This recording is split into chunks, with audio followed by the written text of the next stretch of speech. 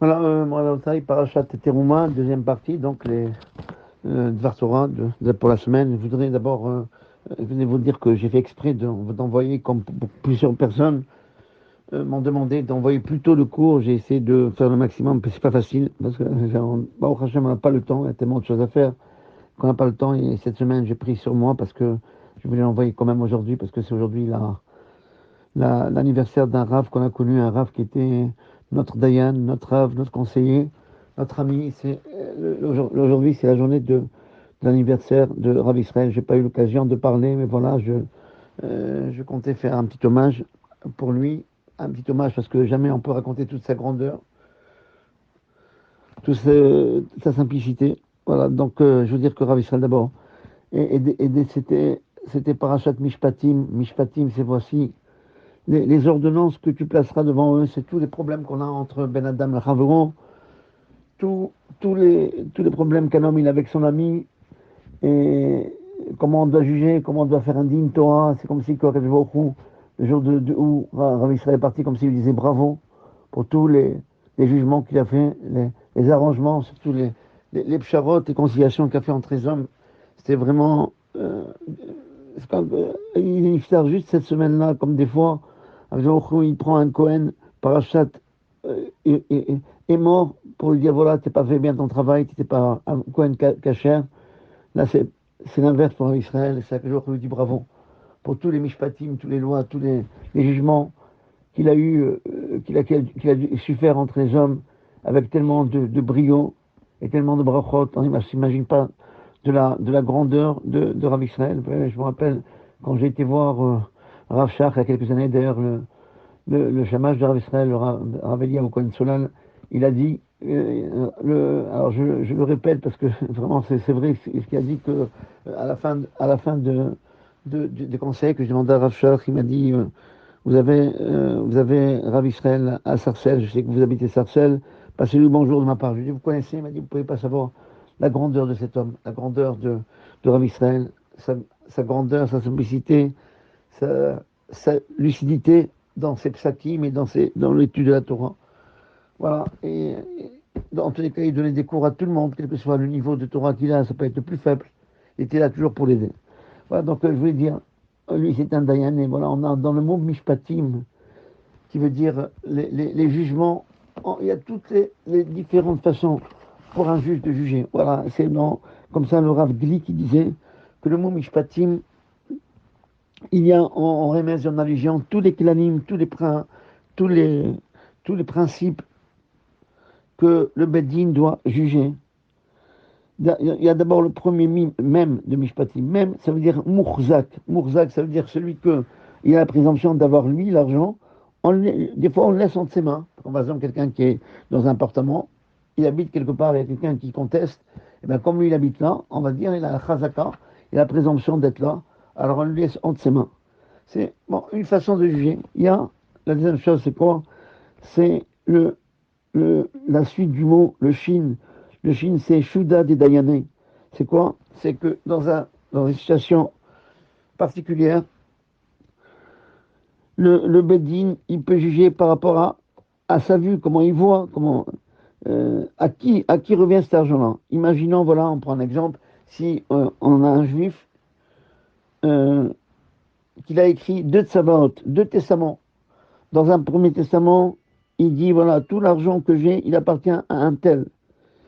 Et un deuxième testament où il y a marqué, où il est écrit, non, il appartient à une autre personne. Et on ne sait pas euh, quel testament on doit retenir, le premier ou le deuxième. Ça arrive comme ça des fois. Une personne qui est âgée et que chacun des enfants, ou bien une personne lui pousse à écrire un testament, il écrit. On se retrouve avec deux testaments qui sont complètement contradictoires. Et bien, dans ce cas-là, le Beddin, il doit examiner avec qui, par exemple, le niftar, celui qui est décédé, qui il aimait le plus, qui venait le voir plus souvent, et c'est comme ça, et suivant ça, ils vont trancher le jugement par rapport à ce qu'on appelle Shuda de Dayané, ça veut dire la vision, les filles Réou Taïnehem, suivant la vision des Dayanim. Ça, c'est le Shin. Après, on a le P de Mishpatim. Le P de Mishpatim, c'est pshara. Il fait une conciliation, 50-50. On essaie d'arranger. En général, un beddin, il doit toujours essayer d'abord d'arranger pour que tout, comment il y a tout est en paix, la conciliation. Après, on a le tête de Mishpatim, c'est Ta'ane, les Yatme. Ça veut dire que on peut des fois trouver des arguments à celui qui ne peut pas se défendre, à des itomim, à des orphelins, des arguments que eux ils savent pas arguer, ils savent pas défendre, et on peut le faire pour eux parce qu'ils savent pas se défendre.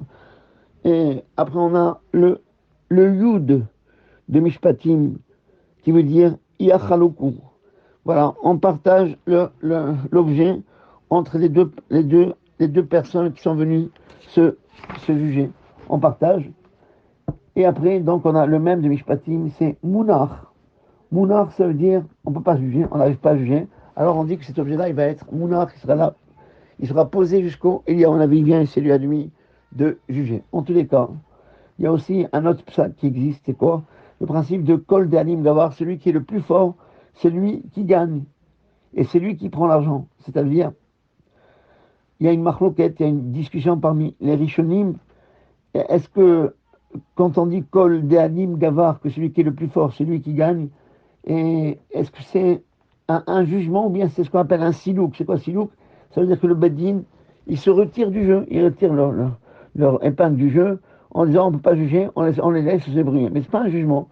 Le Roche, lui, il pense c'est aussi un jugement que le principe de Kol de Alim Gavar, celui qui est le plus fort, celui qui gagne, c'est un psak, c'est une façon de trancher.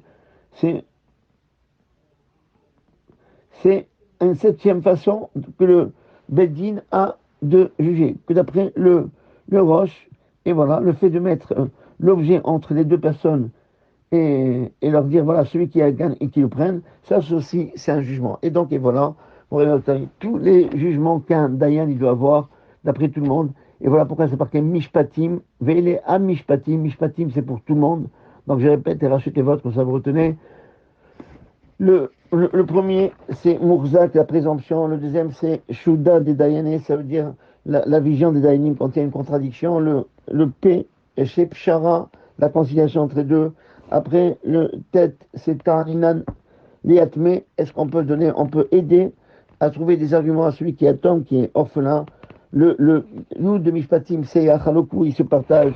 Et enfin, le même, c'est Mounar, qui veut dire on le laisse, on ne va pas juger, on le laisse jusqu'à. Et il y a la vie qui va, nous, comme on dit, qu'on dit dans l'Agmara plusieurs fois, tikou, ça veut dire qu'on n'arrive pas à trouver une solution. Tikou, ça veut dire, tishbi, il y a la vie, et t'arrêtes, il va expliquer, kushiot ou variot, il va nous donner des explications et des solutions pour tous les kushiot, tous les problèmes, toutes les questions qu'on a, et tous les variot, tous les problèmes qu'on a. Et donc, et pour le dernier, qui n'est pas reconnu par tout le monde, ça veut dire le fait de mettre l'objet devant les deux, et demander est-ce que c'est un jugement ou bien c'est pas un jugement, c'est fait, on dit voilà, on ne peut pas juger, débrouillez-vous entre vous. D'après le Roche, c'est un jugement, c'est pour ça que c'est marqué juste après Vela Mishpatim. Asher, c'est Rabbeinu Asher, c'est aussi les lettres du Roche. Tassim Lifnem, pour Asher, le Roche, le fait de mettre devant eux, c'est aussi un jugement. Voilà. C'est 6 façons de juger, c'est 7 façons de juger en tenant compte du Roche que va au Hachem. Rav Israël, excellent. Et je voudrais terminer en disant pourquoi on veut marquer V, la Mishpatim, avec le Vav. Pourquoi on met le Vav? C'est pour nous dire que même les jugements qu'il y a entre deux hommes, c'est quoi? C'est pas ça. On peut pas dire voilà, nous on veut se juger comme ça. Il faut, de la même façon que c'est évident pour nous que là, certes, à Dibrot, les 10 commandements, ils viennent de Hachem. C'est Dieu qui a donné. Et bien même les lois qui mettent en relation l'homme avec l'homme, c'est Akadosh Baruch Hu qui a décidé comme ça. Vélis, pour nous dire, voilà, le Vav, il vient rajouter les autres, ces mitzvot-là. La force du Dayan, c'est quoi? C'est Akadosh Baruch Hu qui donne les lois. On peut pas s'arranger entre nous. On va dire, voilà, nous on a un consensus. On va juger comme ça. Non, ça marche pas. Il faut savoir que même ça, c'est dicté par le Sinaï. Et donc, il y a une question du Rav Eliashib qui demandait, mais pourquoi les hommes ne peuvent pas s'arranger entre eux? D'ailleurs, on a, dans Gemara, c'est marqué que si dans Hérouvin, je pense que c'est Daf Kouf, Hamoud Bet, C'est rapporté là-bas, les Khamim m'ont dit, si on n'avait pas la Torah, on aurait appris le Gezel, l'interdiction de voler, de la fourmi, qui vole rien de ce qui lui appartient pas. Elle ne prend pas quelque chose qui lui appartient pas. Et pareil, la tsniout, la discrétion, le fait d'être pudique, on aura appris du khatoul, du chat. Pourquoi? Parce que quand il fait ses excréments, il recouvre ses besoins, il ne laisse pas de couvert. Il y a marqué dans la Torah aussi, Veshafta, Vechisita et Tseatecha. Il ne faut pas laisser découvert des excréments et tout ça. Regardez déjà dans la Torah, on n'était pas comme les autres, des gens vivaient avec tellement de propreté. Voilà, et troisième chose, on aurait appris aussi l'élégance qu'un homme il doit avoir avec sa femme, du coq avec la poule, que quand le coq il a des relations avec la poule, après il frotte sa crête contre le parterre pour dire voilà, comme s'il lui disait, si j'avais de l'argent, je t'aurais acheté une robe qui va jusqu'au parterre. Voilà pourquoi il frotte sa crête contre le parterre. C'est montrer l'élégance qu'un homme il doit, avec sa femme aussi pareil, ou entacher une chamita, ne pas avoir une relation et partir comme si voilà, j'ai fait ma commission, mais être élégant. On aura appris aussi ça du coq avec la poule. Donc vous voyez, on voit bien que la Torah, on peut se débrouiller entre nous, on peut apprendre. Mais si la Torah n'a pas été donnée, et maintenant que la Torah l'a donnée, c'est fini. On n'a pas besoin de tout ça. On a, on a la Torah. L'Imorim Vabotai, c'est quoi la différence entre le coq, la fourmi, la tsniou du chat? Voilà, c'est pour nous apprendre une seule chose, c'est vrai. Nous, le Dayanim, ils ne sont pas comme les autres. La fourmi, c'est vrai qu'elle fait attention à ne pas voler. Elle prend rien d'une autre fourmi qui ne lui appartient pas. Mais elle oublie quelque chose. C'est que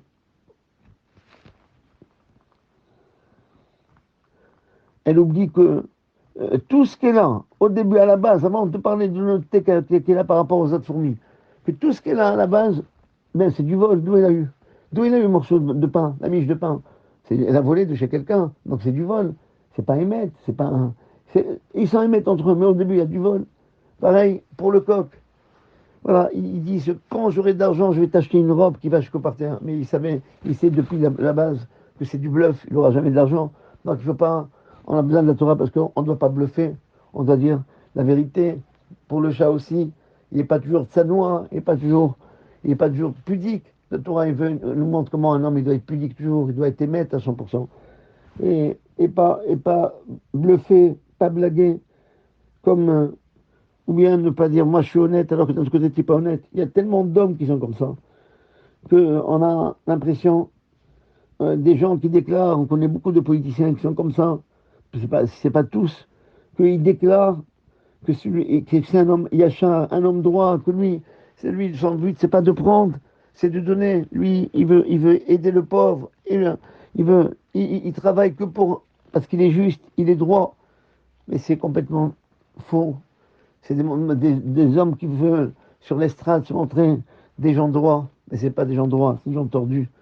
Pour arriver à Bretagne, chez nous, voilà, les gens qui représentent la société, c'est des hommes comme ça. On voit qu'ils sont corrompus.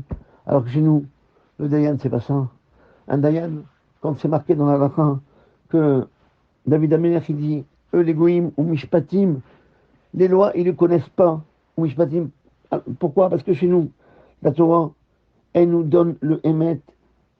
Regardez, il y a marqué dans la Torah, Midevarché Kertichak, on demande aux Dayanim de se sauver de toute chose qui est mensonge.